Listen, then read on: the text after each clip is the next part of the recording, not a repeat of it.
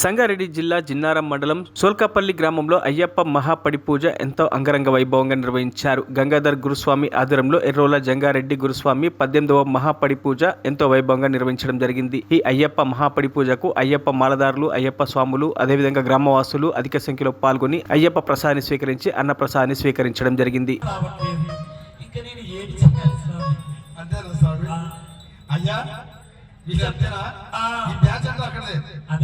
అయితే స్వామి ఒక మాట చెప్తా, స్వామి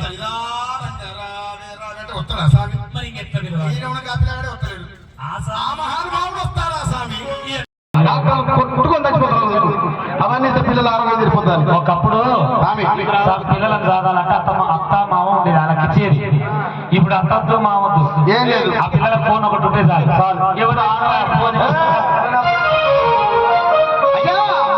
అది మాట్లాడవు కానీ స్వామి వారికి ఇష్టమైన తిరిసిలేదో చెప్పలేదు.